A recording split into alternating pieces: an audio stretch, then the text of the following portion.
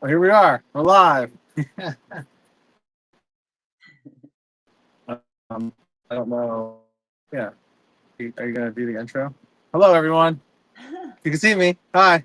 Um, this is ceremony conclave. Thank you for joining us, Carla. It's awesome to be able to talk about this stuff with you today. And yeah, it's a very important topic of preparing for ceremony. And my deepest belief is that it's all ceremony in a lot of ways. So, uh, make things sacred and important. And ceremony is a great opportunity to learn the skill of creating intention, creating all these different ways to show up in life for yourself. So I'm really excited to dive in this topic today with you. And thank you for being on this with me. I have some announcements. I have some announcements. So we have a group protocol that we are starting on September 7th. And it will, September 7th, will also overlap with our monthly Light One meditation that we offer using Jaguar Light Wands. And so you can join for just that experience, or if you want to join for the whole thing, we're going for 30 days of um, ceremony. And the intention is we'll have a ceremony to open and a ceremony to close together, and then there'll be some in between the middle for your own meditations, and then there'll be daily microdose for 30 days, and then we'll offer some prompts and some group exercises along the way to keep things fresh and to help invite in new perspectives, new ideas, new things to help further expand consciousness in your life. So if you want to join that, the join the Facebook group, I'm sure you've received an email. If you're not in the email list, just go on the website, go to the events calendar, and you can find it on the events calendar on September 7th. What else? Next week, we have a conclave that we'll be talking about energetics and stickiness in ceremony and how to move through energetic loops, how to get out of the stuck parts sometimes they're in space start to repeat themselves. You're like, okay, I can kind of work through this, keep energy moving. So, yeah. And anything, you have anything that I missed, Carla, that you can think of off the top of your head? Orientation is on the Oh, there you go. 26th from 6 to 7, so next Tuesday. What time zone? 6 to 7 Central? Sorry. Or Yeah. okay, sweet. Just checking. Okay, great. Awesome. I think that's it. Well, awesome. So, are you ready to dive in? Yeah. Totally. All right. Yeah. Okay. Awesome. All right. Um, yeah. So, uh, would you like to take the lead on this, or do you want me to open this? It doesn't matter. I can sort of start just like by the question of like why, Sure. because a lot of people don't even really, they might do the dieta or something that someone gives them to do before a ceremony, but most people don't really think about, oh, I need to like actually prepare like mentally, like for the things that may occur. Like sometimes it's really simple and Yeah. sometimes it's not. So I need to prepare Yeah. mentally So and why would someone want to prepare, and then perhaps thinking about what preparation can do for us during ceremony. okay. Well, for me, first of all, the preparation is the beginning. To me, it's the beginning of the whole thing. It starts the ceremony. So it sort of starts um, the whole process. And a lot of times, and if you prepare in all the different ways that we'll sort of go through, um, you will start to communicate with the medicine, perhaps. A lot of times, that's what happens before even the ceremony takes place or the sacrament. It kind of depends on what's happening, but preparing for the ceremony makes the ceremony easier. It helps. You've already Okay. like learned how to breathe and learned how to get through different things before it. You've sort of pre-integrated, so Right. Right. it does so many things. It helps during the ceremony with, using different ways, different things that you use in the preparation. And there's just so many different ways, and we can get into that too. But to me, it's a deep process of Yeah. Well, I mean, sure. I think it's thinking about it. It feels like, and how I organize myself around is like, if you want to build a fire, and this is, I'm using a metaphor here, but so you understand. So if like you want to build a fire, you can just throw the wood on a pile and then spray it with lighter fluid and light it up, right? And it will go. And that's going to be, it's going to be like a big flame, big experience, and it's going to burn out pretty quickly, probably, right? And so, I liken that to ceremony. And what's interesting is like in especially with mushrooms, ayahuasca, these longer experiences, this building ceremony, building the fire, and you build elements of the experience before you even show up, right? So I think like preparing to show up with certain practices can enable scaffolding. I keep using this as like a word I'm like really coming through, but scaffolding, which creates structure, I think in the subconscious, right? It's like building good patterns that can help to alleviate these we like the so-called bad trips, right. what people call like, what if I have a bad trip? Well, if you show up and dump a bunch of gas on your experience, it's going to be, who knows? It could be good, but it's going to be unpredictable. I mean, it's going to be unpredictable anyway. But without the preparation stuff, a way to organize the flow in the direction. So I think that that really starts, to me, that really starts with intention, and it, you know, we all have our own opinions on what that even means, but just yes to the medicine starts that energetic flow. And do you have any special or like uh, yes, Intention. like ways that you recommend to the intentions? So I'm weird with intentions. A lot of times I will go into a sacrament experience with the intention of just being intimate with the actual spirit of the sacrament, right? So Yeah. I'm not like a lot of people are going in to heal this or to do this or to ask a question or for clarity or for guidance. A lot of the times it's just I just want to go. So my intention a lot of times is not much of an intention. However, I do, there's many times where I have set a clear intention and I got a clear answer. And there's many times I set a random Okay. intention and got a silly answer. So it's kind of like but the way that Nice. I do it is I set a clear intention and then I just completely forget about it. Someone taught me that a long time ago and it just seems to work. Right. You just sort of like don't Yeah. be mad if it didn't happen that way or Right. just a guide. Totally understand that. Yeah, it's interesting as you share that uh, some of the work that I participate with a lot. There's a lot of like formal coaching goes in to not this is clients that come in and I work with, and it's interesting because there's two different perspectives around attention setting, and um, you know a lot of these integration coaches and certain people get like really specific, uh, and what I notice oftentimes is there is this like specificity that's created and throughout the experience and in like integration uh, circles, people have so much movement, but typically it's not necessarily what their intention is. The intention, I think, so my invitation for the intention is always like, let's create uh, a direction, a path, but not necessarily have to know exactly where it's going to lead. Like the medicine sort of is going to help inspire that. And so, um, because oftentimes people will show up and they're like, I need to figure out what to do with my relationship, spouse. So like my intention is to get some clarity on that, or on, a business decision I need to make. Or do I do this deal? And it's interesting because the clarity comes for other things typically because it's not where they're stuck.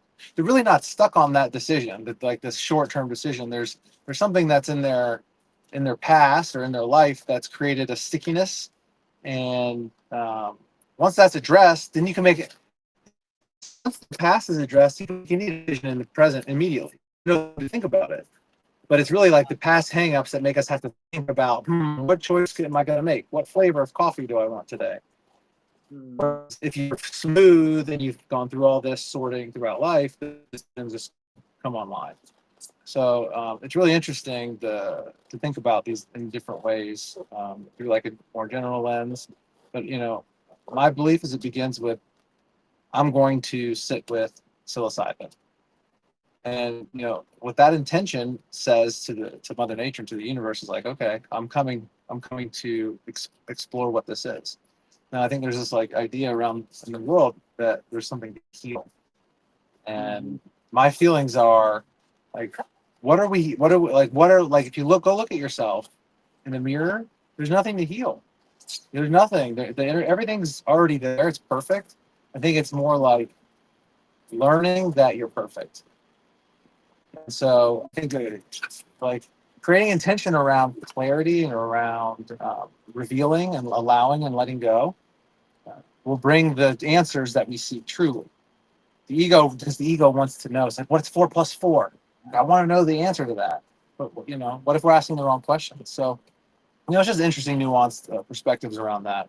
But I think it's very important. What intention will help do is get people in alignment for ceremony. Get them totally. to be showing up, right? Yeah, I mean, and it sort of gives them with all these practices, with all the different ways that you can prepare or like pre-integrate or whatever before ceremony, um, while you're in the experience, because your ego is gonna sort of mess with you a bit. It's just the way it is, and I guess we can talk about that a Yeah. little bit too, like you know, fear and anxiety and um, all these different emotions will come up because we're so not used to just letting go of, and that's where the preparation comes in, right? it, all of that sort Sure. of leads into like allowing yourself to just experience without being getting all crazy, all stuck into it, and allowing just the energy to flow through you and doing some movement and different things to help that. But the intention and the preparation helps all of those things. It helps all of the waves um, Yeah. of the medicine. It's gonna do what it wants to do. I've realized that, That's right. That's right.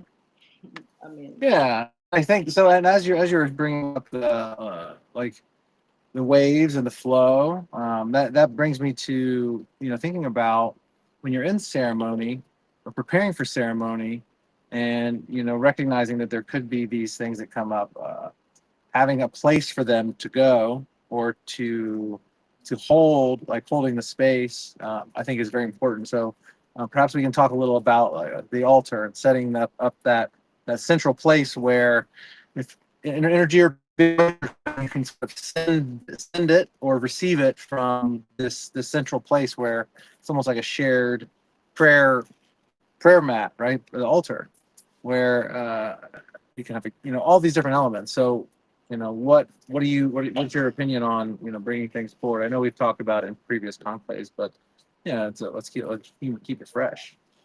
yeah, totally. Like if you want to just prepare for like a certain space or a certain ceremony or a certain experience, you can create an altar just for that, or you can use the one that you have already and just change some things around if you want, or you can use the one that you have already. It's all about your heart and your intention. So if that altar, if you light that candle on that altar or burn the smudge or whatever with the intention of this space becoming the space for you to sit in stillness and learn how to breathe through regular everyday normal waves, that way you can breathe through, you just learn how to sit in stillness and breathe, and that will help throughout the whole ceremony.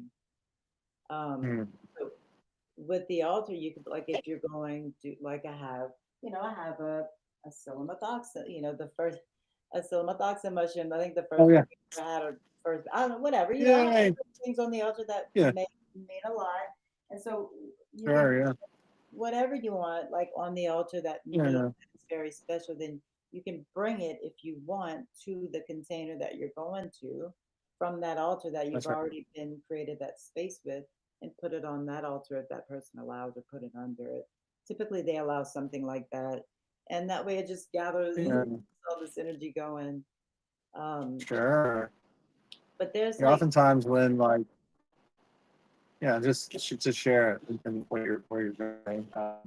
Oftentimes when some difficulties or complications with people working through energy or moving energy, I'll like scoop it off and like send it to the altar, right? Having a candle burning on the altar is really nice. So it can be it can be that central center point. Fire is such a powerful tool for transmutation. And where attention goes, energy flows. So connecting with the energy body of yourself, if you're yourself or working with other people, and then channeling it through that flame, which then filters through all these amazing trinkets and significant items, tokens that are placed there, can really nourishing and enriching effect on that energy, because energy is always exchanged. So if we send energy to the altar, into the fire, like there's energy's returning, and so it's very yeah, it's a very interesting exchange once you start to realize how things are moving. it's so wild because we always have lights around inside, and then we have a fire outside that connects them all. So everything's all Oh yeah. connected. And so when people are having a really hard time, guess what, man? The fire will take all that energy. Like you can just go stand Yeah. by the fire, and it will just relieve you. It's a huge energy. It loves all the things that we don't want. It's like Sure. it dances about. Yeah, and one of my teachers was telling me, you know, you can't. Fire is pure. It's you don't. There's no impurity in the fire. Fire is just is it just is. It is the element, and so it's a beautiful place because we can take these things that we think are impure and do that trade, and let that flow.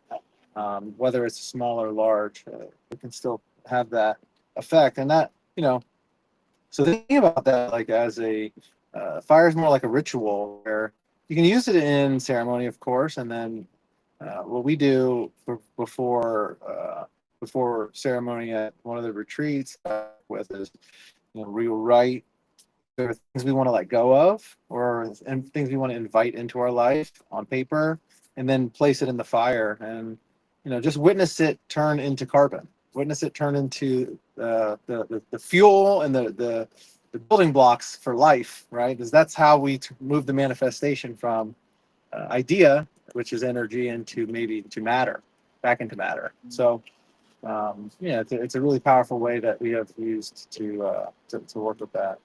That's also a great way to set an intention. That's just another way Yeah. that you could write the intention and put that in the fire. Ooh, I love that. How powerful. Yeah. Like that. Yeah. And you can use it to let go or call it, right? Yeah. It's a dual servo. Uh, and so, yeah, what about thinking about like showing up for ceremony? Um, Well, and there's Sometimes, uh, go for it.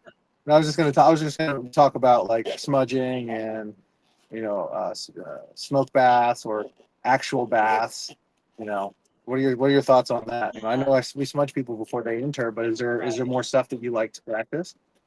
Well, for at least a week or so before a ceremony, I always invite people to just start this preparation, just to get yourself kind of cleaned up a little bit as much as you can before the first night, right? So a bath every day with salt, with Epsom salt or whatever kind of oils or flowers, and really, and light a couple candles, and like really enjoy it and smell the fragrance and feel Mhm. the water and put some intention into the water and pray in the water and look at Would the you water. recommend people be leaving their electronic devices and just being alone in this time? Like, is this a good like Yes. Or with a partner, if decompression? you're going to do it together, whatever. Right. Either, But think about this is more, but this is more like a meditation in some sort of way, yeah, right? It's yeah. like So okay, yeah, I think of it that way as well. yeah, like Yeah, just this learning how to have stillness and with the intention of cleansing the body, cleansing the energetic space, and just sure. and so that's a good thing. Smudging is just I do that every day. I mean, that's just a part of my day. I don't know. Right. Okay. Some people may not. I don't know if I necessarily need to, but I like it. It heightens my senses, and Yeah. I have a relationship with these different smells. So, you know, um, I would suggest doing that just every day a little bit, just to get yourself like open. It just sort of opens you up more for some reason. I guess, Sure. yeah, the That's smell. beautiful. That's yeah. Well, it's beautiful. It's like thinking about you as you're saying, like it opens you more, eh, feeling like it's a great way to allow emotions to move, right? So it's like almost preparing the because you're like really you start loving on yourself when things are sticky, like when like let's say fear or stress in ceremony arise. When you love on yourself, you can root back into that experience and say like, oh yeah, I'm afraid, but I love myself, so I'm not afraid. I'm not more afraid than I am in love with me, because it's not necessarily like words. In my perspectives, like I can say I love you all the time. I can say I love you to the mirror all the time. But if I actually in practicing self love with these nourishing practices, with smudging, with Epsom salt and rose oil or frankincense baths or different practices, what it would be a way to show that you love yourself, love myself, and we love ourselves. I think I mean, that is such a the, beautiful, yeah, and then even yeah. It's like, I'm like, oh wow, it's perfect. yeah, yeah. And it's the same with like preparing the insides. It's like preparing the inside and the outside. It's like showing up with the food, right? And so eating good foods, um, is so key. And I know we're sort of like bouncing around and all, but that's okay. Food is well, food's an important aspect. I would like to bring that forward because it's something that we can't not practice in. Yeah. It's something it's literally just keeps us alive. So it's like an energy that's happening. And I think it goes hand in hand with that external preparation, with the love, taking the nourishing baths, smudging, setting intentions. Because food is an element that, well, it's a combination of elements, but food is an ingredient that starts the journey from within. Mm. And if we have all this inflammation and digestive resistance, it's not that we're not going to have an experience. It's just it may be a little harder than we would like. There may be a lot more purging happening, Mhm. um, because what these medicines do is like trying to bring the body into equilibrium. Sometimes if we're filled with toxins, what's going to happen? It's got to come out. Top, bottom, sweat, obviously tears. Mhm. So you know, whatever the medicine specific is, having a good practice of food consumption is really key. Do you have like, I mean, I typically just like will move away from like red meats and fried, I mean, not like fried foods anyway, but just like anything heavy. And then a day or two before ceremony, I'll eat like super lean meats or fish, if anything. And then, fruits and veggies. But anything you do specifically for like mushroom ceremony or ayahuasca?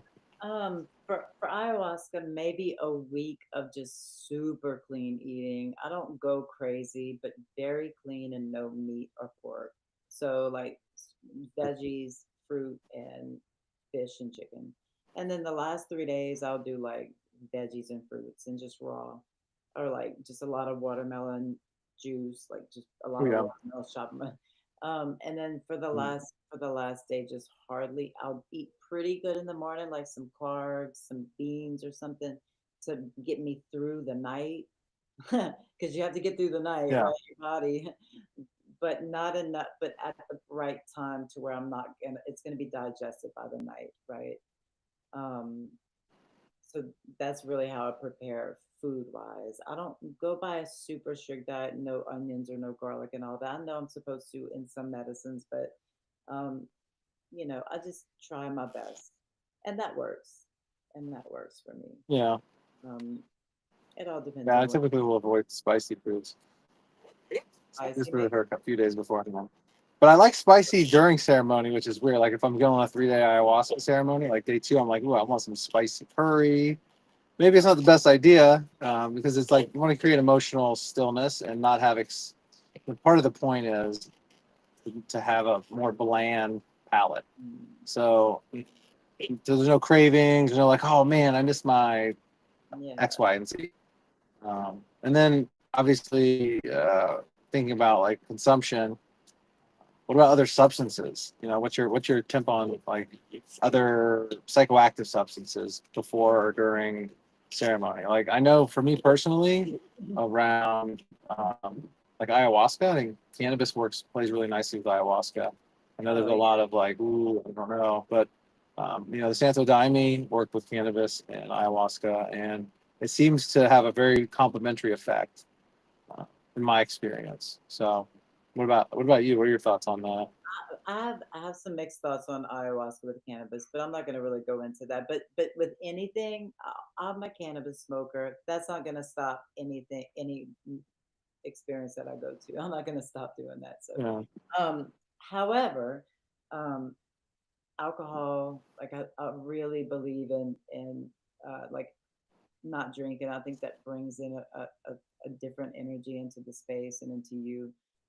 Any Sure. other, like if you're going, if any, we don't allow anything but cannabis at our ceremonies. I mean, I know that's kind of whatever, but sorry, I don't want like That's great. sudden like someone smoking DMT in the corner. I'm like, no, what is Yeah, happening? like well, it can be like it can be dangerous, quite Different. frankly. Like we had someone show up to a meditation with, and they were chewing Mambe.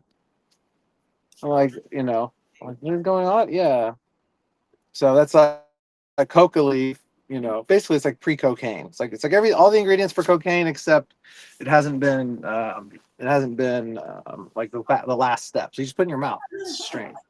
Yeah, it's just strange. So, but thinking about that, it's just thinking about that though. Yeah, you don't want stimulants. I think you want to. Cannabis is more of a complementary medicine if someone really wants to work with it. And I think there's something to be said about having a clean experience, like in the way of like really learning the energy of that medicine specifically.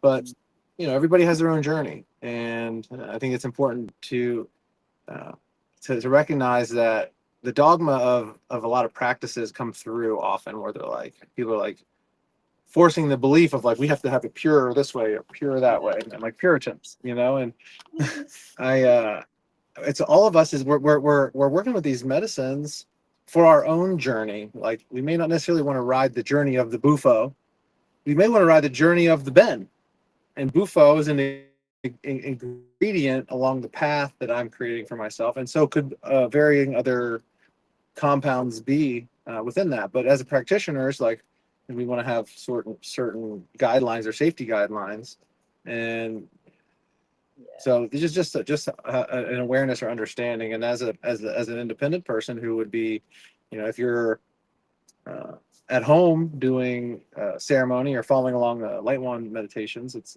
a good idea to make sure that you're thinking about what medicines you're collaborating with in the Yeah. experience, because certain medicines will kick you out of the expanded state and it can bring in difficulty, hostility. I tell you, the person with we're with Mambe in our light one meditation.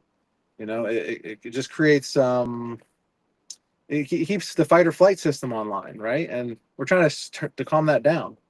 Right. Stimulants are like fight or flight. We're like, no, no, no, no, no, no. Like, Yeah, if just it doesn't make breathe. sense, it doesn't. There's some medicines that make sense together, like solenotoxin with Yeah, mushrooms. We always yeah, do that because it just goes together. Cannabis with mushrooms, it sure. goes together. We don't ever do cannabis and ayahuasca just because the people that we sit with do not allow that. However, I smoke Yeah, all the way up until and all the way after, you know, but yeah, I would if I yeah. could. Often we'll work with edibles, you know, Uh, during just to help sleep because once with Aya, when I pop the cork, it's just information overload. Like, and I can after ceremony, I'll just lay there like just like download it because like the universe is pouring in. I'm like, okay, I want it. I please, I'm grateful for it.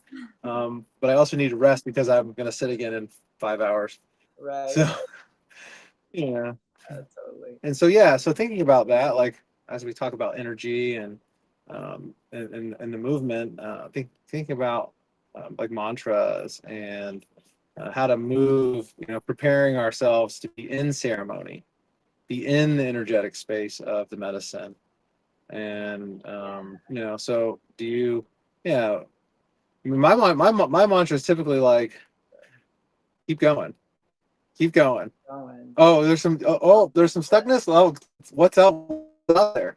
So what do you think about that? Do you have any I love that you that. have at work you work I with? always, I always tell people to have a mantra, to have something like if I Yeah. feel this, I will do this, or if I, you know, like if I feel fear, I will trust the process, whatever, something like that. I don't Oh necessarily, wow, yeah. yeah, I don't necessarily do that for myself. However, I've noticed that humming or chanting, like Mm-hmm. even just like a Mm-hmm. like toning, like I can't Yeah. say I can't sing or Just letting the energy move and not have to just be stuck, right? exactly. Just Yeah. just any of that really helps. Or the mantra, I am safe. You know, Yeah. real simple. You know, another thing that you can do is like totally ask for help. I mean, facilitators don't facilitators are not there to like save you. That's not really what the thing is. We're there to make sure you're safe through the journey and to help you along the way, right? So it's like so um forgot what I was even saying. Yeah, so we don't know necessarily if you really need help unless you say it. There's many times where Right. people are crying and laughing and they're just processing. It's okay. But then there's sometimes Yeah. you need help. So it's like if you get And they're into right where they need to be, right? but we can come hold your hand Oftentimes. and do a drop, Yeah. do whatever needs, whatever the thing is. And It's what so yeah, thinking about that like help. Um, you know, I what I notice oftentimes in my retreats is that there can be an overhelping of yes. so where like Oh, your guide where where does it begin and end? Like, where is too much? Is there often okay. often what I notice I'll just say is like I don't I yeah let's hear what you think, and I'd love to like, go down this rabbit hole about like what do you think is like when should a guide or a helper help, when they feel like it's time or when they're asked? Well, I mean, there's a couple different ways to look at it because me and my co-facilitator are the exact opposite, and she can sense. I just think you're crying because it's a normal experience.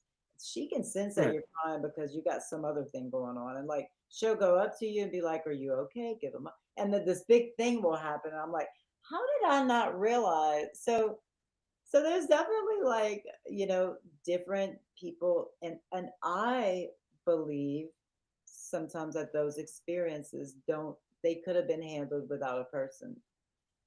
Right. But I don't disagree with what she does either. It's like, whoa, you brought all Right. that out. That's beautiful.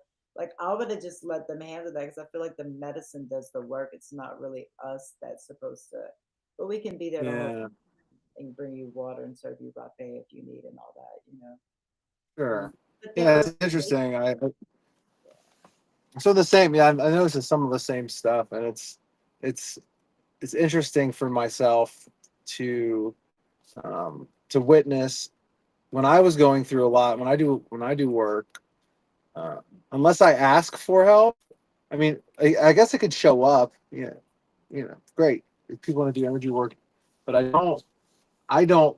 I feel like I'm serving the individual more if I'm allowing them to learn to navigate the rough waters on their own. Providing support for them, of course, purpose. but I don't want to move their. I don't want to move their energy. I think they are capable of doing it. Now, it's a nuanced thing, right? It's a nuance because I think there is some it's not necessarily a need, but there is some assistance that can happen with certain individuals who have this very deep connection with the energetic field and uh, with the objective reality, and they have a deeper sense for what's going on, as you're sharing, like with your friend being able to sense. And so I think that there's some gifted individuals that have that ability. But outside of that, like I'm not necessarily gifted in that way that I know of. Outside, well, I guess I could say that's not true. Um, because I have noticed a few times where I just show up somewhere, Yeah. like in group ceremony, we were working with some seals, and I was just like, I'm gonna go sit over here, and so I sat between two guys, and it just felt right. I just sat down on the ground randomly, and one of them turns over like he was low crawling in his mind, lost, and he looks like friendly. You're friendly. I said friendly, and he reached out, grabbed my hand, and then turned over and went back. Like that's all he needed, right? And he needed to be able to see someone that had his back, and then went on his way. And that was interesting because I don't know what came over me in my mind. I wasn't like, oh, I need to sit here to support these guys or that guys. I was like, I just want to sit here. So perhaps there's some of that's happening to all of us, and maybe there's a certain awareness that can be practiced to find that energy. I don't know. It's exciting to think about anyway. But yeah, and so which brings I guess that we talked about the physical preparation of like food and et cetera, et cetera. And so yeah, what else? So thinking about Movement, how you want to be dressed, bring. Yeah. I can tell you that it's interesting because uh, people sometimes they show up like they're going to work Mm. and like slacks, button down shirt. I'm like, that's great. It's wonderful. It's just how people want to show up. But sometimes those individuals will end up with their clothes off. Yeah. Like they're just like and so my opinions on this. What do you think? Is there an ideal state to be in the body? Or is there is it just like come as you feel? Yeah, we just tell people come in your most comfy clothes you have. Because I mean, you might like end up like getting dirty. You might go outside Mm. and get in the mud. You might take them off. You might lose. Who Mm. knows what's gonna happen to? So I'm like, bring extra clothes. Come super comfy. Don't worry about what you look like. If you would like, if it's a for our ceremonies, that's what it is. For other Yeah, ceremonies, they want you to wear white. They want you to wear colorful. They want you to wear this, that. Who knows? But for ours, let's just be comfy and period. sure. Period. Yeah. Yeah, and then like bringing pillows and blankets. Oh, Um, I think overdoing it's always the best.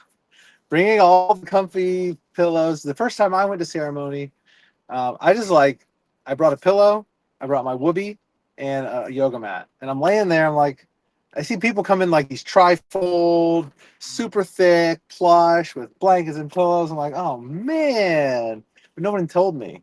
No, I didn't have this. I didn't have this. So I think it's like bougie it up is my bougie it feeling. up. Like, right, love yourself. Like, how do you want to feel? You want to live in like pillow clouds and be held in a soft embrace, or you want to lay on the hard ground.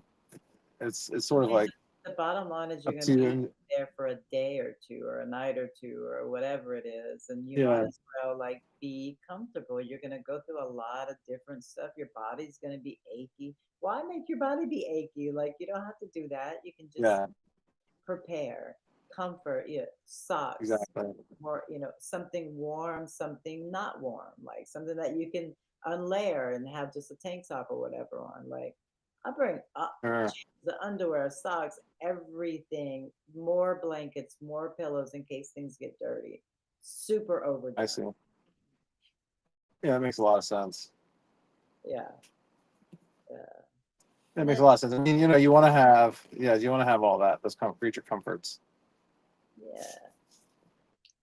And the other thing that I wanted to touch on was you had said also was how to show up, which is just like how to be when you get there. So there's all these might be all these people that, who knows if they came from, work and they're all stressed out and they didn't prepare and you did, and some people did and some people didn't. And it's not something that's really talked about a lot. So Right. um it's good for you at least. For me, I'll say that for me it's good to be able to walk into a space with myself clear. That way there's none of my stuff, but if there's other people's stuff, that's okay. But I know that I don't have to take it, and it doesn't have to be in my thing, in my bubble. So Right. with that, that's the reason. Yeah. Yeah. Yeah, because if you're showing up with spaciousness within, right, by being fully prepared, yeah, you're some grace to those who aren't, so they're not affecting your experience, right?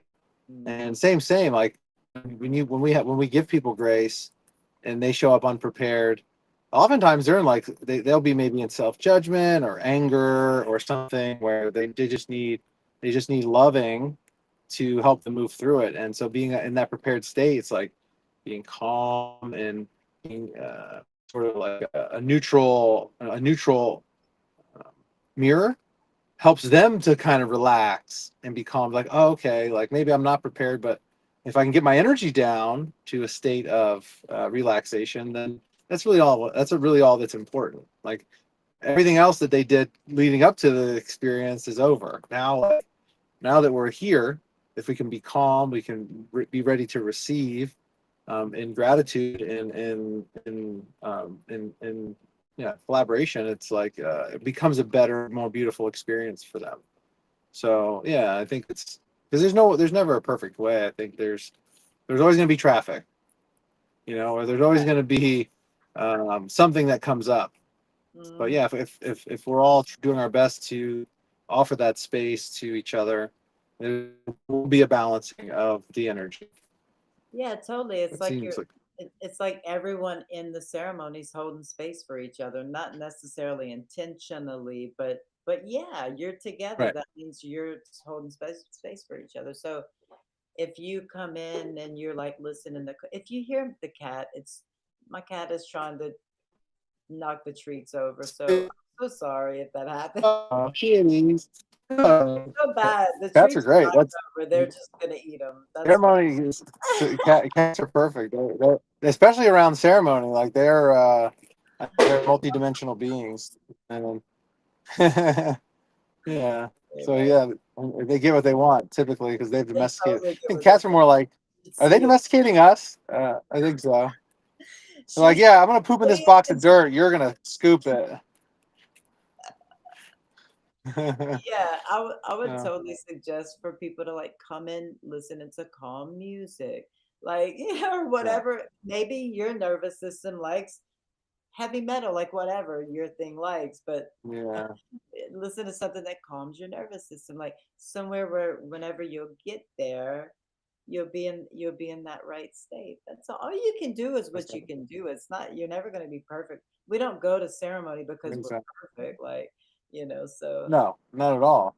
Not at all. Right? It's we're going there to find. Yeah, exactly. Whatever the purpose is, some show come as you are. come Come as as you you are, and just like as we've talked about tonight, just like being as prepared as one can. But ultimately, however you show up is the perfect place That's and right. perfect state to show up in. So if all these techniques are difficult because, let's face it, a lot of people, they're in fight or flight. They're in a state where it's hard for them to prepare. It's hard for them to get out of their own way. Maybe we're dealing with anxiety or depression, which I went through both a lot, and so it makes it hard to just sit down and like plan things out and show up through the list. So um, don't let the preparation of the guides be a limiting factor. If you're unable to because of a myriad of things, great, show up unprepared, Oh because yeah. the medicine through time, through patience, will teach you. It will teach you. It taught me a lot. I used to show up completely unprepared. I wouldn't do anything. I would just go downstairs, turn on a movie, eat my mushrooms, and go into experience. And then I would turn music on. And over time, everything just I naturally added more, took things away, changed how I approached it. So the Mm. medicine is going to do a really good job at teaching us from within. I mean, it's nice to have us like to be able to help guide, and this is a lot of insight, or we can call it like uh, like wisdom, and I don't want to say secrets. There's no secrets here. It's just these are things that we've learned along the way that can help you get ahead. So you can start from halfway there, or fourth of the way there, wherever you're at in your process. Um, yeah. So, is there anything else that we missed, maybe that you'd like to add to this, to the preparation stuff? We totally didn't miss anything, but that last part I wanna reiterate that because I do know some people Yeah. that are funny about like, well, you really need to be clean and get your energy checked and these kind of things before a ceremony. I don't think that's okay Yeah. because that's the whole Not point at of all. having a ceremony. So if Yeah. you want to Exactly. just come messy, it's all good. However, if you want an Yeah. easier experience, this is Yeah. just ways. Yeah. Yeah. Oh, yeah. One thing we did miss is breathing. Ooh. So, I want to just round it out with, thinking about breathing. So, we're always breathing, uh, you know, but are we, are we in, are we able to control our breath and be aware of it? And so, just to touch for a moment, you don't have to do breath work. Like, it's not, the idea to me is not you have to do breath work or like anything intense. It's simply being aware of the breath, and what the breath is actually able to do is help to move the energy as ceremonies moving forward. And so, if you notice, like wild animals or wild humans, that when things get stressful for wild animals, they go into a pant, Mm, right? Or and so they're moving energy, and humans, we tend to get into a very de uh, we tend not to have, we don't have the training. We just haven't had the training. So, think about how we work with the relationship with the breath can help move and navigate through these stickiness that's in not just ceremony, within life. So, and meditation practices are one tool that can help bring awareness to the breath. And so it's, one technique that I like to work with is not like doing a breath practice. It's simply thinking about the sensation of the air as it's coming in and out of your body. So, and when you bring that, because we can bring that awareness into the nose, to the mouth, wherever you're breathing from, it takes the brain out of the thinky things. Where it's like, I'm trying to figure out all these complex problems. Like, no, what does it feel like? What does it feel like as the air comes in and out of your nose? And it just simplifies the experience. And so and then also diving into like actual breath work, going into deeper states of holotropic breathing or kundalini breathing, can help to soften and practice, um, maybe optimizing what the experience can be like. Yeah. yeah. um, I would think that it could also sort of energize it with, I don't know, Certain breaths, yeah. certain breaths would work, and certain just kind of like rape or anything works. Yes. So for me, Hmm. like when it comes to breathing and ceremony, it almost seems like I always have to breathe for people. I know it doesn't really work, but it seems Yeah, you're like in a like you're mirroring for them. I'm trying to make them listen to me or Yeah. something so Yep. that they can, because I can Yeah. see them Yeah. not breathing. So do it really loud, and then I can hear. So anyway, there comes a thing where for some reason you just don't breathe very deep. And so you have to remind yourself and make yourself, Yes. because listen, the Practice. So practicing will help that, right? Yeah. yeah, I will often I'll go to like participants, and if they're stuck and they're like, because I've had people grab me like, I'm afraid, I'm like, just breathe with me, breathe, just telling them. I did this with a woman on an airplane. I was playing like crazy, all this turbulence. She's freaking out. I'm like, I grab her and I said, look me in the eyes, breathe with me, right? It just gets you in coherence, because as a guide, especially, like, ooh, come into coherence with me. I'm safe and I'm comfortable. Come into coherence with me. hold on. And then they're like, okay, I'm here, I'm there, and that's a great way. Yeah, I know you pieced up. That's all right. I'm still talking to the peeps.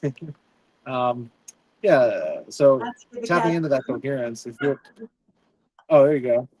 Yeah. And if you're like, wow, I'm like, I'm overwhelmed. I can't do anything. Like, ask for help and say, can you help me breathe? I need, like, breathe with me. Help me breathe. Help me something. Right. Help me at all. And that's Yeah, okay. Right. Asking for help. That rounds this out to me. It's like, uh, in preparation, prepare by asking people for help when you need it. yeah, that's Right. Ask for help. I like that. I need help.